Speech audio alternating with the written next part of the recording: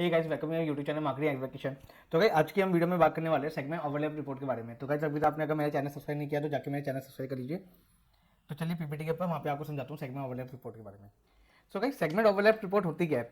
तो गाइस उससे पहले हमको ये समझना होगा सेगमेंट होता क्या है। सेगमेंट के बारे में मैंने ऑलरेडी बात करी हुई है, तो अगर आपने सेगमेंट की वीडियो नहीं देखी तो आप जाके मेरी वीडियो देख सकते हैं। बाकी रही डेफिनेशन की बात, तो एक बार हम सेगमेंट को समझ लेते हैं छोटी सी डेफिनेशन के साथ। तो segment is a subset of the analytic data that can be used in exploration. तो यहाँ पे मैंने दो चीज नोटिस करी है, एक तो exploration and subset of the analytic data. तो सेगमेंट होता क्या है? सेगमेंट होता ये है कि लाइक आप फिल्टर लगा रहे हो। मान लीजिए आपके पास एक यूजर, आपके पास यूजर का डाटा बेस है, आप उसके अंदर यूएस के यूजर देखना चाहते हैं, इंडिया के यूजर एक देखना चाहते हैं। तो ये दो अलग अलग फिल्टर आपने जो लगाए हैं उसके बेस पे आप एनालाइज करना चाहते हैं, उसको हम कहते हैं सेगमेंट। अब इसका एक बढ़िया सा एग्जांपल आप कह सकते हैं, जैसे मोबाइल यूजर्स हो गए, डेस्कटॉप के यूजर हो गए, टैबलेट यूजर हो गए। आप इतने बड़े डाटाबेस में आप मोबाइल यूजर को और मोबाइल यूजर के बिहेवियर को और डेस्कटॉप यूजर के बिहेवियर को कंपेयर करने जाते हैं, तो आप उस वे में आप सेगमेंट का आप यूज करते हैं। सेगमेंट कैसे बनाते हैं, एडवांस सेगमेंट कैसे बनाते हैं, इसके बारे में मैंने ऑलरेडी जो है दो वीडियो बनाई है, आप जाके यूट्यूब पे जो है मेरी वीडियो देख सकते हैं। अब सेगमेंट ओवरलैप एक्चुअली में होता क्या है, इसको थोड़ा सा एग्जांपल की मदद से समझते हैं। तो देखिए मेरे पास ऑल यूजर्स है, ठीक है, ये पूरा पूरा ये जो बड़ा सर्कल है ऑल यूजर्स का डाटा है, ये छोटा सर्कल है मोबाइल यूजर का डाटा है। अब मेरे को यहाँ पे देखना है कि मोबाइल यूजर में ऑर्गेनिक यूजर कौन से है, ठीक है। तो ऑर्गेनिक यूजर यहाँ पे दो तरह के हैं, एक तो ऑल यूजर्स के अंदर जो भी ऑर्गेनिक यूजर आ गए वो आपको यहाँ पे दिख जाएंगे। सेकंड वन, अगर मोबाइल के अंदर जो भी ऑर्गेनिक यूजर हो गए वो आपको यहाँ पे दिख जाएंगे, ठीक है। इस तरह का आपका डाटा बनता है जब आप सेगमेंट बनाते हैं।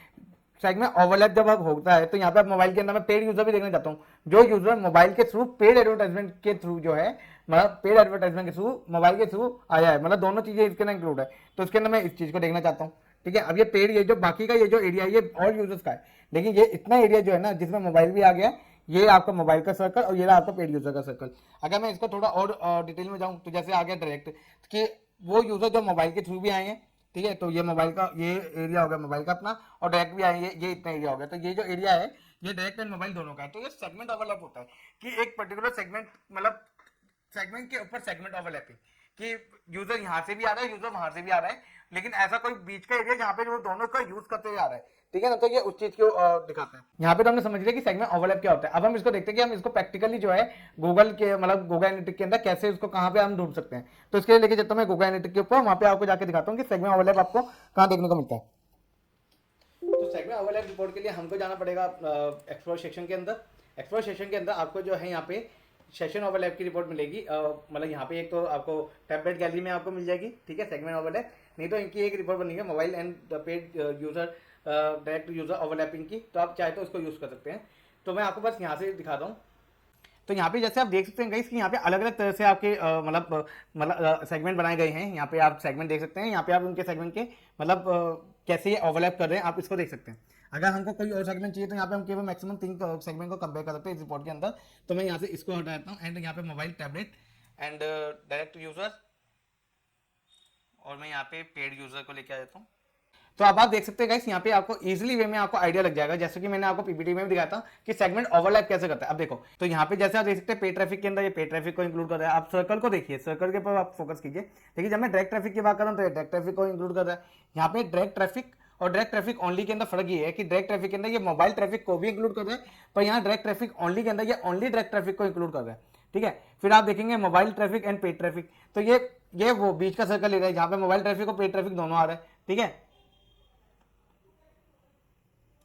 इसके बाद मोबाइल ट्रैफिक ओनली, तो ये एरिया ले रहा है मोबाइल ट्रैफिक ओनली का, आप सर्कल देख सकते हैं यहाँ पे मोबाइल ट्रैफिक ओनली का ये एरिया ले रहा है, ठीक है। फिर उसके बाद अगर आप देखेंगे mobile traffic and direct traffic के बारे में, तो ये दिखा रहा है कि mobile traffic and direct traffic का एरिया जहाँ पे मोबाइल प्लस डायरेक्ट दोनों है।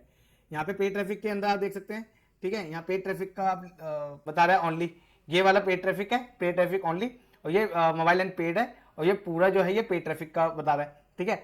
अब आप देख सकते हैं इसके अंदर direct traffic plus paid traffic के बारे में, तो डायरेक्ट एंड पेड, तो यहाँ पे कुछ है नहीं, जीरो है, ठीक है। और mobile traffic plus direct traffic plus paid traffic, यहाँ पे भी पूरा इसका रिजल्ट जीरो है, ठीक है। अब आप इसको चाहे तो एक्टिव यूजर के बेस पे देख सकते हैं वैल्यूएशन को, चाहे तो आप इसको जो है अपने मतलब इवेंट काउंट के बेस पे देख सकते हैं, आपको ड्रैग एंड ड्रॉप करना है, आप चाहे तो उसको ट्रांजेक्शन वैल्यू के हिसाब से देख सकते हैं। तो मतलब जितने भी कॉम्बिनेशन बन सकते हैं ये उन सब कॉम्बिनेशन को लेकर के ये यहाँ पे अपनी रिपोर्ट बनाता है। अगर मुझे कुछ और भी ऐड करना हो, जैसे कि यहाँ पे यूएस है, ठीक है, अगर मेरे को यहाँ यूएस को ऐड करना तो यहाँ पे मैं, आप देख सकते हैं यहाँ पे ऐड नहीं कर पा रहा क्योंकि यहाँ पे केवल 3 सेगमेंट आप यूज कर सकते हैं, ठीक है।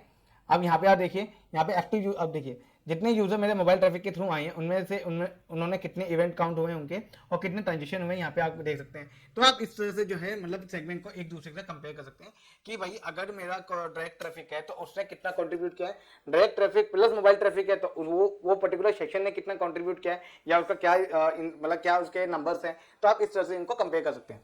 तो गाइस आज की वीडियो में इतना ही। उम्मीद है आपको ये वाली एरिया समझ आया होगा। सेगमेंट ओवरलैप कोई ज़्यादा मुश्किल नहीं है, आपको भाई इसके लिए पहले सेगमेंट बनाना आना चाहिए।